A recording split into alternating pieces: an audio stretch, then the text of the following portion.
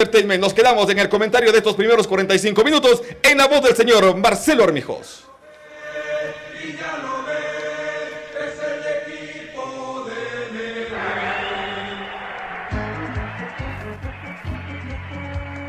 Bien, final de los primeros 45 minutos, empate 0-0 entre Cumbayá y Emelec en el Estadio Municipal Acocha, aquí en La Tacunga.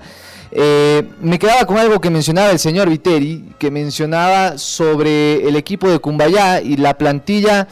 que no goza de grandes nombres, no tiene grandes individualidades, y es cierto, la mayoría de jugadores del plantel del equipo local son jugadores que vienen de Serie B, de segunda categoría, que tienen poca experiencia en primera, en Serie A del fútbol ecuatoriano. Y sin embargo, hoy Patricio Hurtado le ha dado un guantazo blanco a Miguel Rondelli en la pizarra, en el duelo táctico, y le ha demostrado que los grandes equipos no se forman a partir de grandes billeteras o de grandes nombres, sino de ideas. Hoy Patricio Hurtado ha implementado una idea, su idea, a Cumbayá, y la ha ejecutado a casi la perfección, sobre todo en estos primeros 45 minutos. Ha faltado el gol, ha faltado efectividad, ha faltado finalización, pero hoy hemos visto, creo, esa versión pulida, esa versión final de lo que quiere Patricio Hurtado en su Cumbayá, que no siempre se lleva a cabo, que no siempre le sale, porque el fútbol es eso, y además también se mide en función de las características del rival y de los contextos. Yo por eso decía que en otros partidos Cumbayá no ha mostrado esta cara, no ha mostrado esta faceta. Por ejemplo, cuando juega contra Independiente, se meten los 11 atrás y a ver qué pasa, a intentar en algún contragolpe tratar de hacer daño, pero hoy creo que midiendo en función del rival, de un Emelec que decíamos viene en un mal momento futbolístico, en un mal momento anímico, se atrevió un poquito más. Pero repito, esta no es la versión que casi siempre vemos de Cumbayá, y por eso yo decía en los primeros minutos, sorprende gratamente y reconocible este Cumbayá de estos primeros 45 minutos. Hay patrones que sí los hace, o los ha tratado de hacer en estas primeras 8 o 9 fechas de la primera etapa de Liga Pro. Uno de ellos es el posicionamiento de su línea defensiva, casi siempre intentando achicar, tirando hacia adelante para casi hasta media cancha para anticipar y morder a los mediocampistas rivales. Eso lo hace casi siempre los equipos de Patricio Hurtado y este Cumbayá en particular. Pero después hay algo que no lo ha hecho en las 8 fechas anteriores, y es acompañar ese achique de los centrales, es decir, de Paredes, Cifuente y Pucheta, con una presión de los de arriba. Y cuando esos dos comportamientos tácticos no se llevan a cabo al mismo tiempo, generalmente hay problemas. Es decir, si yo achico con la línea defensiva, pero no presiono arriba, hay serias posibilidades de que el rival, si tiene centrales de buena conducción y de buen pie, metan un bochazo por la libertad que tienen de que nadie los presiona, a las espaldas de esa línea defensiva que constantemente está achicando y moviendo hacia adelante, tirando el bloque hacia adelante, y le hagan daño con ese pelotazo a las espaldas. Eso le pasaba mucho a Cumbayá y le ha pasado mucho en esta temporada. E igual, a la inversa, hago el ejercicio. Si yo presiono con los de arriba, pero no achico, entonces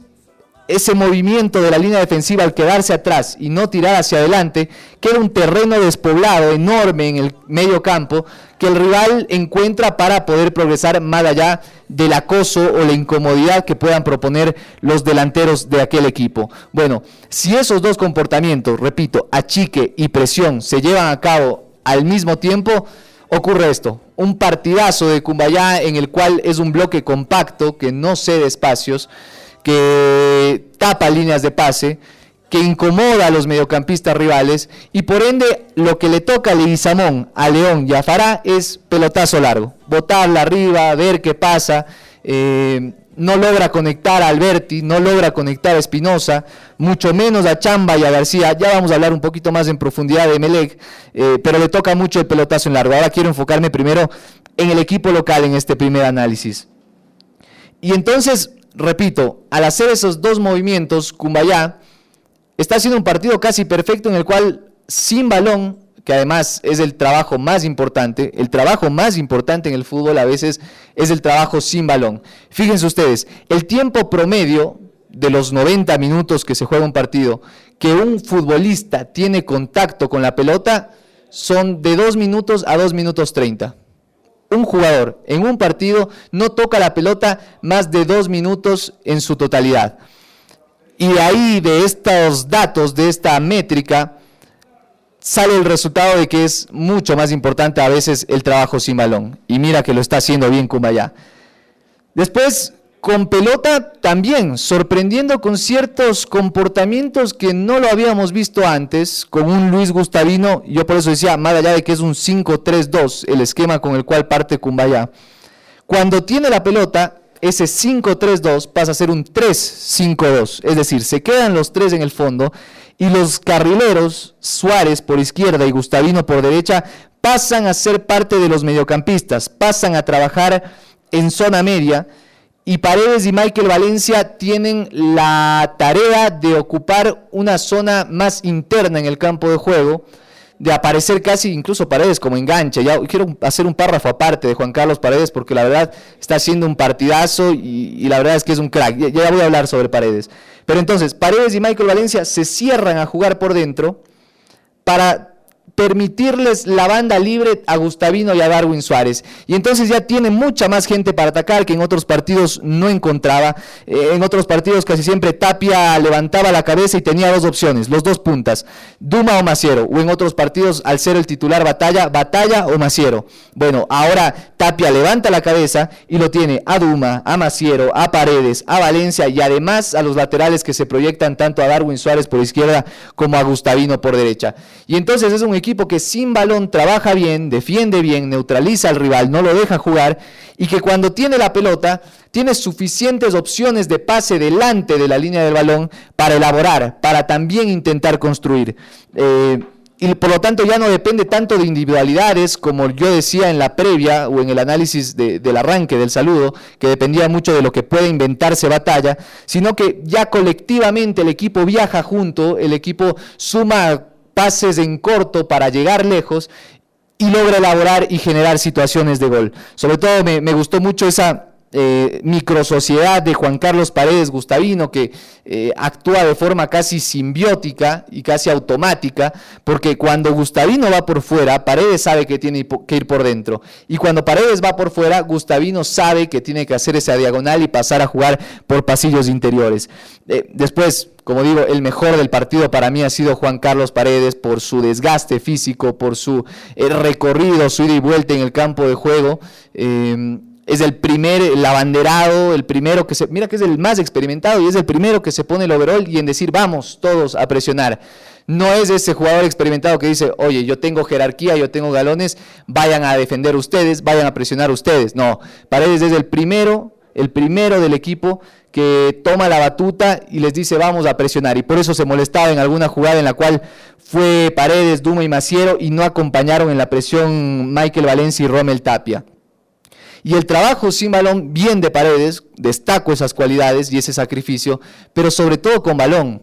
¿Cómo lo han reconvertido Juan Carlos Paredes? Que no sé si darle el mérito a Patricio Hurtado, porque creo que incluso ya el año anterior con Carlos Calderón ocupaba este rol de mediocentro, de interior, incluso por momentos casi como enganche. Y con balón Juan Carlos Paredes demuestra que con el pasar de los años, más allá de que ha perdido velocidad y explosividad, que eran características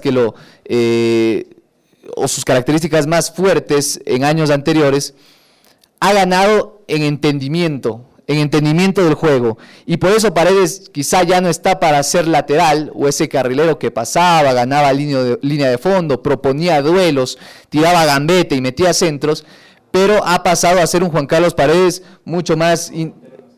correcto, mucho más interior, mucho más de enganche, algo parecido a lo que pasó con Antonio Valencia, por ejemplo, también, que era lateral en Manchester United, después perdió potencia física y pasó o se reconvirtió en un jugador, en un interior. Es algo generalmente que pasa, o normal que pasa en el fútbol, con todas estas estrellas, incluso, por ejemplo, guardando las diferencias, Lionel Messi ya no tiene la gambeta, la explosividad, pero ahora es un enganche, un playmaker, y algo así, repito, guardando las diferencias, es algo parecido parecido a lo que está pasando con este Juan Carlos Paredes, que repito, para mí ha sido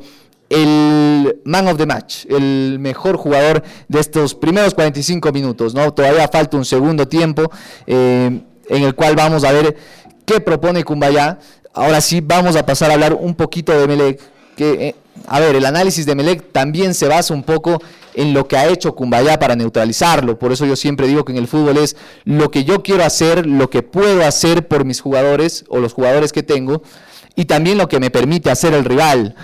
más allá de que queda claro lo que intenta hacer Miguel Rondelli con su Emelec o con sus equipos, porque lo conocemos desde lo que hacía con Universidad Católica. Hay un rival que también te incomoda y no te deja hacer tu plan A. Emelec intenta salir por bajo con Leguizamón y Luis Fernando León. Es una especie de falsa línea de 3, le llamaría yo, porque Fará se cierra por momentos a actuar como un tercer central, pero cuando el equipo lo requiere, y esto está bien, ojo, cuando el equipo lo necesita, intenta reconvertirse en un lateral derecho para que Chamba pueda ocupar una zona más adelante en el campo de juego, y eso está bien. Pero después, en fase de salida, como Leguizamón y León toman la pelota, alzan a ver, y Villalba, Alberti y Espinosa están tapados por Valencia, Juan Carlos Paredes y Gustavino, no les queda más que lanzar la larga. Y ahí es donde yo decía, el trazo largo, cuando solo tienes un delantero en punta como Alejandro Cabeza, y esto no es para criticar a Alejandro Cabeza, que hace lo que puede, pero el rival tiene 3 centrales. ¿Qué puede hacer Cabeza si compite contra 3? Cabeza contra Pucheta, Cifuente y Paredes. Es normal que termine ganando la línea defensiva de Cumbayá en esos pelotazos largos que intenta jugar Emelec.